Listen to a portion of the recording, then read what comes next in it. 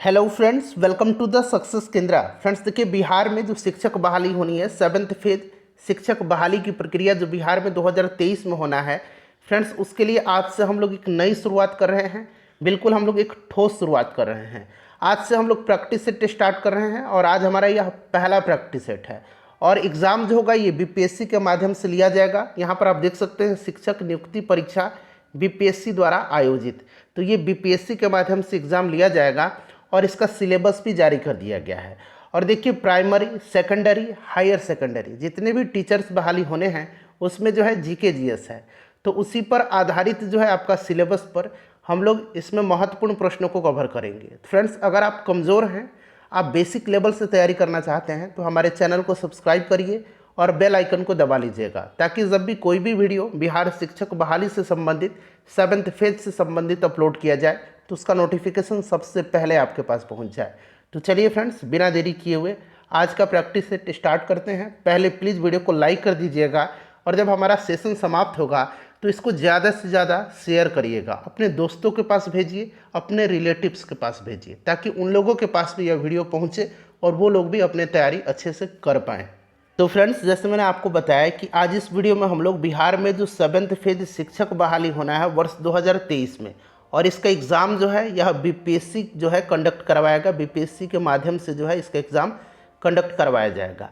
अभी हाल ही में बीपीएससी के द्वारा इसका सिलेबस भी जारी कर दिया गया है। तो फ्रेंड्स, जो आपका ठीक सिलेबस है उसी पर आधारित हम लोग महत्वपूर्ण प्रश्नों को इस वीडियो में कवर करेंगे। जीके जीएस का जो सेक्शन है वो सभी कैटेगरी में है, प्राइमरी, सेकेंडरी, हायर सेकेंडरी सभी में है। और देखिए, आप अगर चैनल पर पहली बार विजिट कर रहे हैं तो चैनल को सब्सक्राइब ज़रूर कर लीजिएगा और जो बेल आइकन है, घंटी का निशान है, उसको ज़रूर दबा लीजिएगा।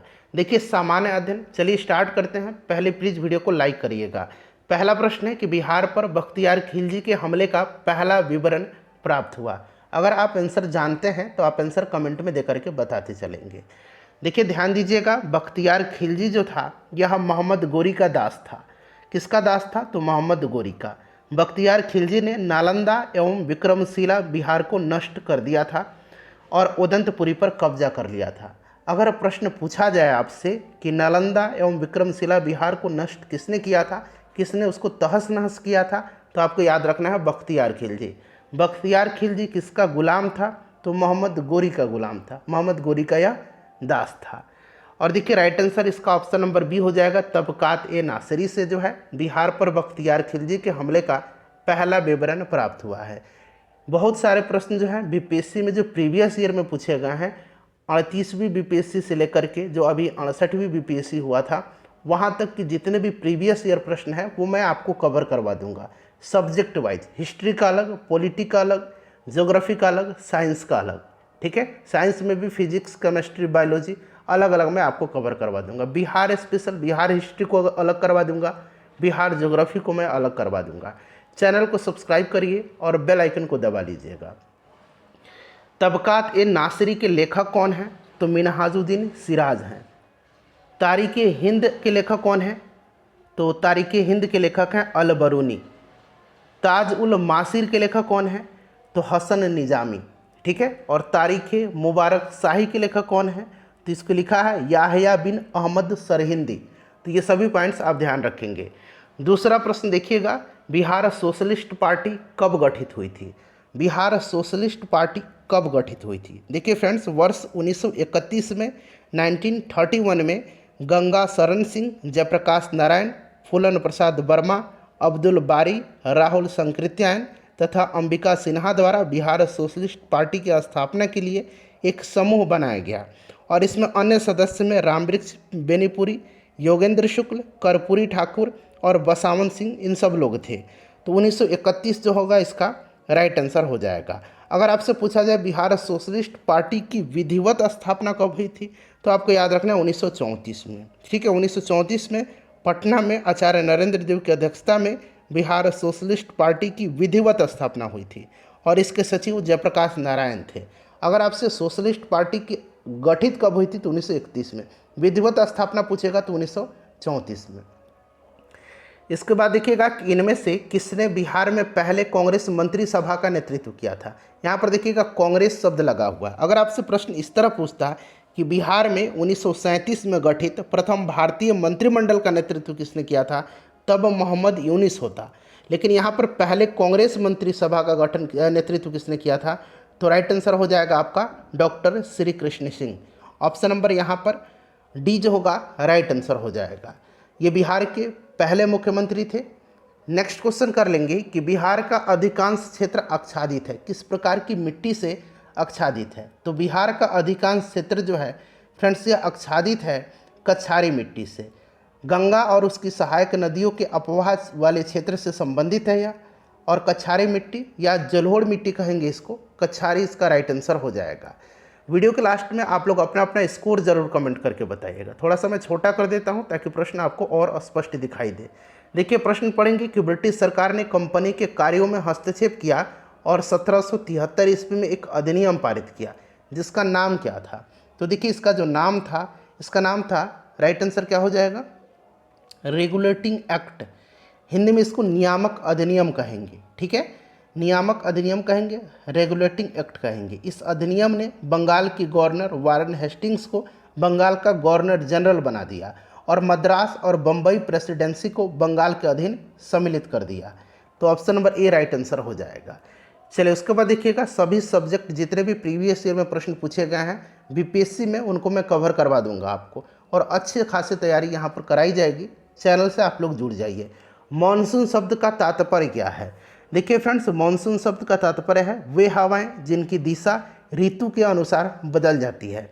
तो हवाओं के रुख का बदलना, option number D correct answer हो जाएगा।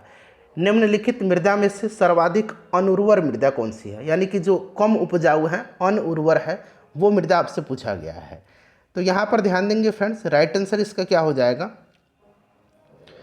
तो ये आपका लेटेराइट मृदा हो जाएगा। लेटेराइट मृदा जो है यह सामान्यतः अनुर्वर होती है बाकी की तुलना में। फसल उत्पादन की दृष्टि से इस मिट्टी का महत्व जो है थोड़ा कम है।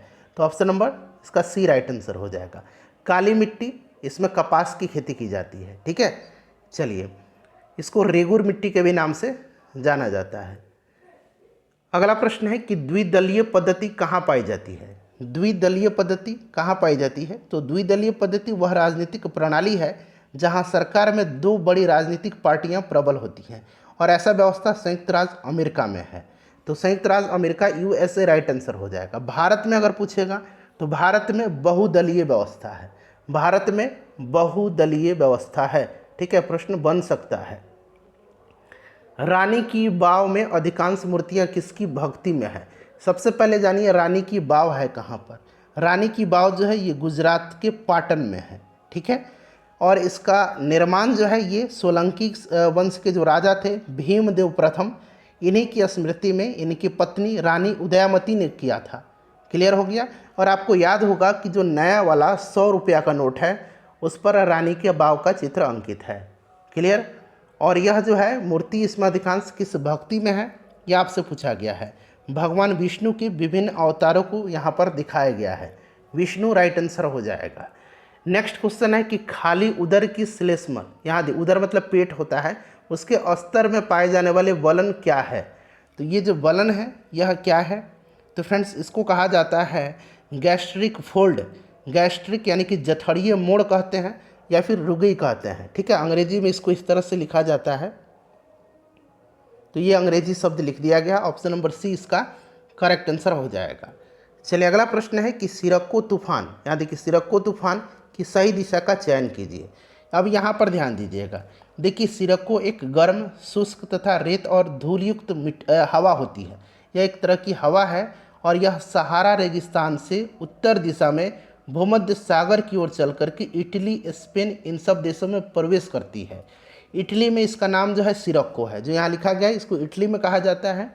मिस्र में इसको खमसिन कहा जाता है, मिस्र में पूछा जाता है तो इसको खमसिन कहा जाता है, ठीक है। लीबिया में इसको गिबली कहा जाता है, ट्यूनीसिया में इसको चिली कहा जाता है, ठीक है। इन सब नाम से इसको जाना जाता है। तो राइट आंसर इसका क्या हो जाएगा, ऑप्शन नंबर ए हो जाएगा, सहारा से भूमध्य सागर की ओर। निम्न में से कौन सा एक अजैव कारक है। अजैव कारक है यानी कि एबायोटिक फैक्टर, एबायोटिक फैक्टर इसमें से कौन सा है। तो आपको पता है कि इसमें से एबायोटिक जो फैक्टर होते हैं वो कौन कौन से होते हैं। तो मृदा हो गया, वायु हो गया, तापमान हो गया, नमी हो गया। Option number b right answer हो जाएगा। 4 आर्य सत्य किसका साहित्य है? 4 आर्य सत्य। तो देखिए, महात्मा बुद्ध ने अपनी शिक्षाओं के सारांश को 4 आर्य सत्य के रूप में व्यक्त किया है। ये 4 आर्य सत्य हैं: दुख, समुदाय, निरोध और मार्ग।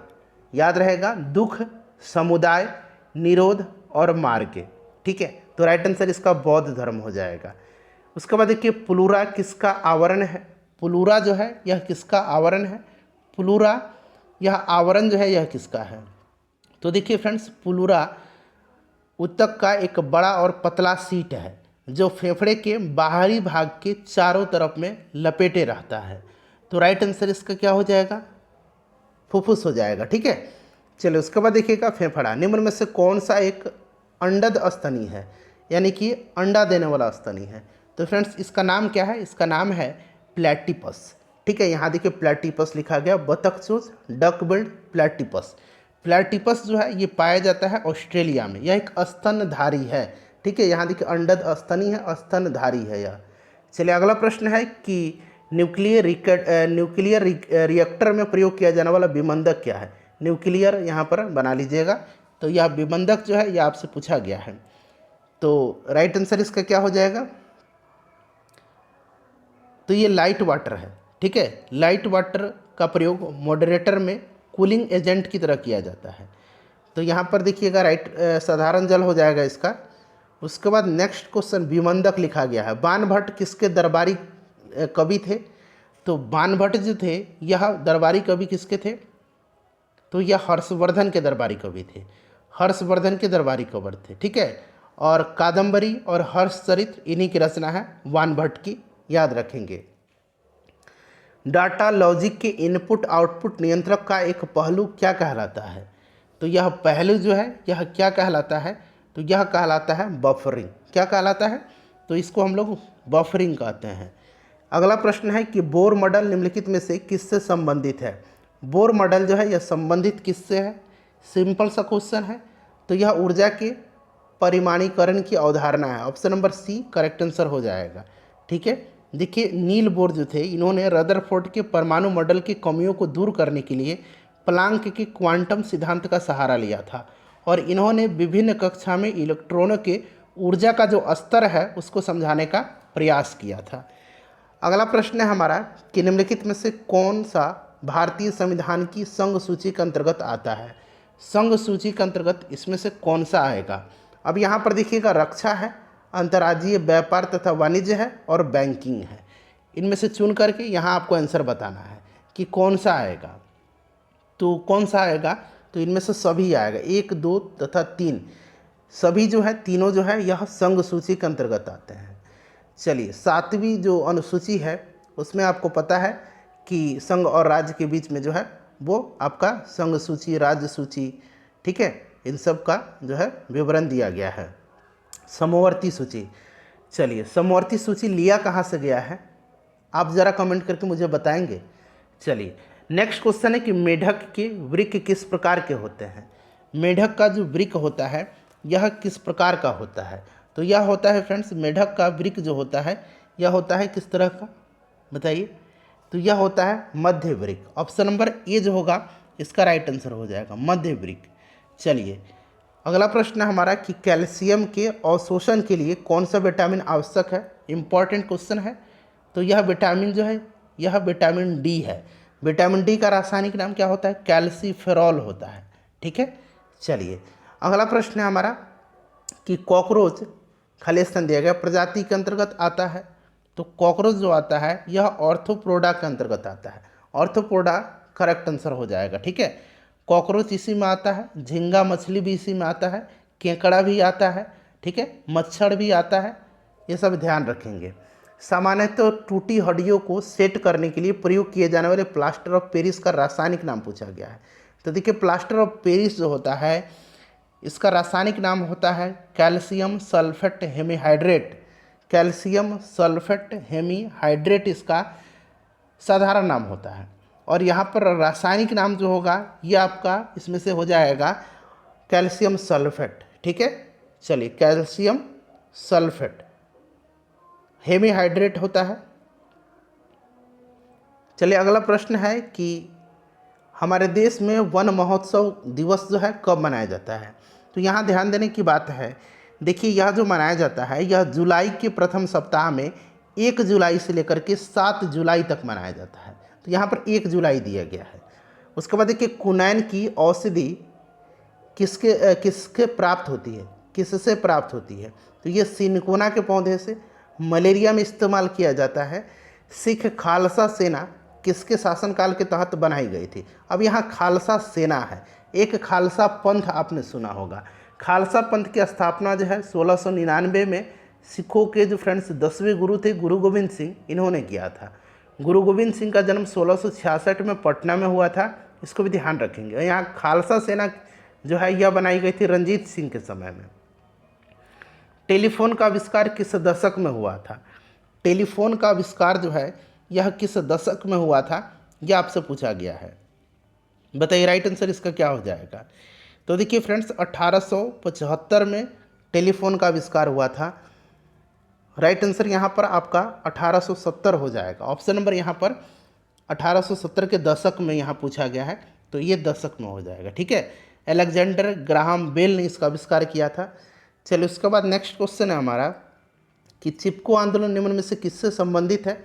चिपको आंदोलन हुआ था 1973 में, 1973 में उत्तराखंड के चमौली जिले में प्रारंभ हुआ था और यह पौधा संरक्षण है। ऑप्शन नंबर डी जो होगा इसका करेक्ट आंसर हो जाएगा। योजना टाइगर, प्रोजेक्ट टाइगर की शुरुआत भी 1973 में हुई थी। चलिए उसके बाद देखिएगा कि पौधे किस प्रक्रिया से प्रजनन करते हैं। पौधे जो हैं यह प्रजनन जो करते हैं ये परागकण के माध्यम से। परागकण इसका राइट आंसर हो जाएगा। कौन सी नदी सबसे बड़े कृषि योग्य क्षेत्र को लाभ पहुंचाती है। तो यह नदी जो है यह नदी गंगा नदी है।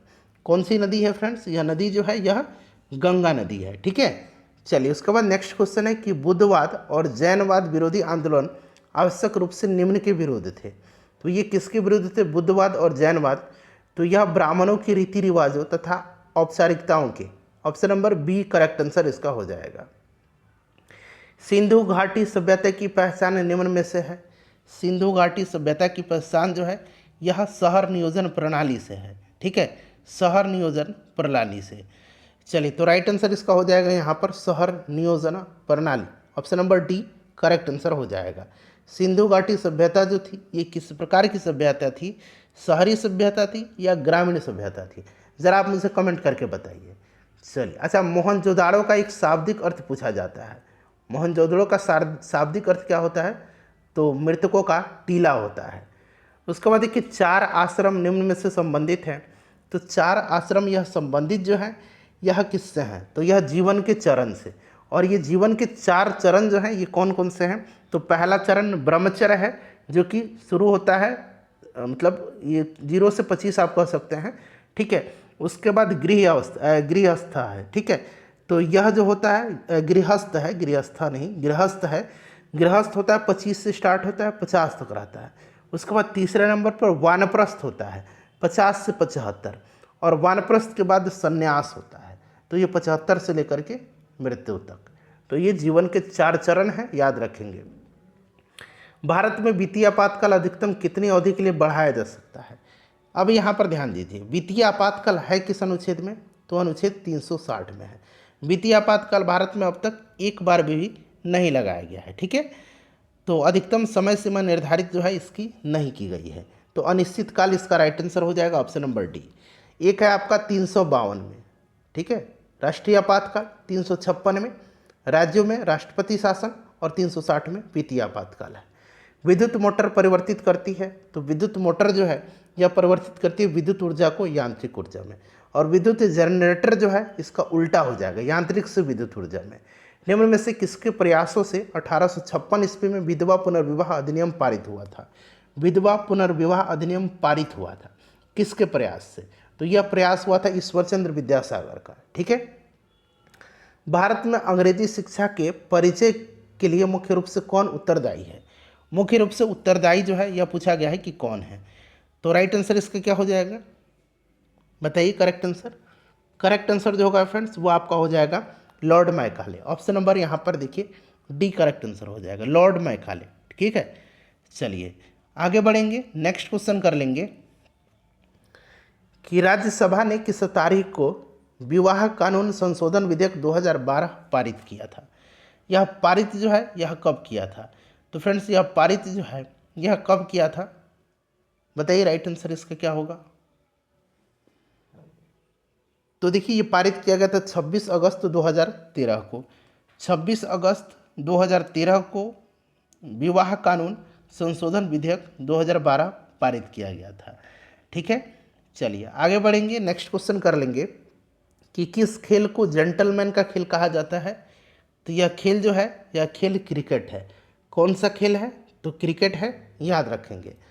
नेक्स्ट क्वेश्चन है कि भारतीय नागरिकों को मौलिक अधिकार देने का मुख्य प्रयोजन क्या था? इसका मुख्य प्रयोजन जो था यह क्या था? तो देखिए मुख्य प्रयोजन व्यक्तिगत स्वतंत्रता का संरक्षण करना था। Option number c right answer हो जाएगा। मौलिक अधिकार जो है यह भाग 3 में है।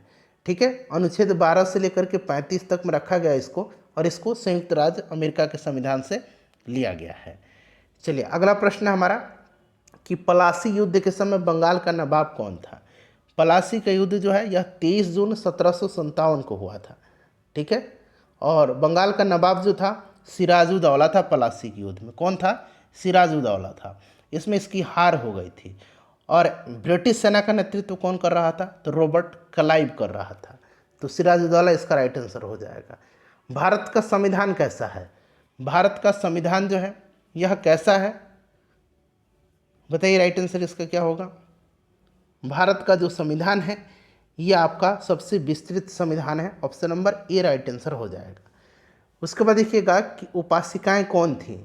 उपासिकाएं जो थी ये कौन थी, बताइए।